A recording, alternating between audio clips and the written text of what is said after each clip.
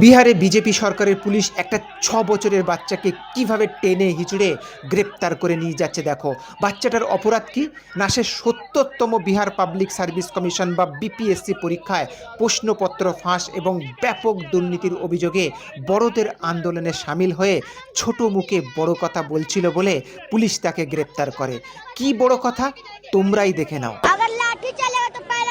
हम खाएंगे, अगर जेल भी जाने का मुसीबत आ जाए तो जाएंगे, गोली भी चलेगा तो खाएंगे, पर भ्रष्टाचारी सरकार को उखाड़ फेंके। কি বিষাক্ত জেন আলফা দেখেছো?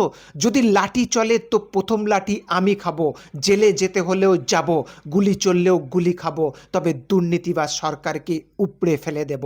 বিহারের বিজেপি সরকারের বিরুদ্ধে, ডাবল ইঞ্জিন সরকারের বিরুদ্ধে, যেখানে দেশের বড় বড় মিডিয়া কথা বলতে সাহস পায় না, বিরোধী দলের এমপি এমএলএরা সিবিআই ইডির ভয়ে দল ছেড়ে বিজেপির ওয়াশিং মেশিনে ঢুকে শুদ্ধ হয়ে যেখানে চুপ করে বসে আছে, সেখানে এই একরত্তি দুধের শিশু কিনা দুর্নীতিবাজ সরকারকে উপড়ে ফেলার স্লোগান দিচ্ছে। निकलो मकानों से जंग लड़ो बेईमानों से, मकानों से जंग लड़ो बेईमानों से, নিকলো ঘর মাকানো সে জং লড়ো বেঈমানো সে। এই রকম স্লোগান যার মুখ দিয়ে বেরোবে ভীতু সরকার তাকেই তো গ্রেপ্তার করবে, সে যতই হোক না ৬ বছরের শিশু। এইটুকু বাচ্চাকে ভক্তরা যে এখনো দেশদ্রোহী বলে দেয়নি, তাই ভাগ্য ভালো। हम पहले एसपी साहब से जवाब मांगते हैं, ये माथा कटाई उसका आदेश किसने दिया था, ये तो आप देखिए अब लगातार बच्चे सरकार पर सब जवाब कर रहे हैं।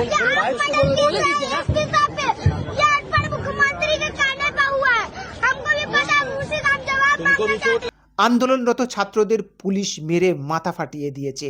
এই ছেলেটি পুলিশের শক্ত হাতের বাঁধন ছিঁড়ে মিডিয়ার সামনে এসে যেভাবে বিহারের অশিক্ষিত মুখ্যমন্ত্রীকে দায়ী করে দোষী ঘোষণা করেছে অন ক্যামেরায় অসীম সাহসের সঙ্গে, এই সাহস দেখে আজকের দেশের জেন আলফাদের সত্যি স্যালুট করতেই হয়।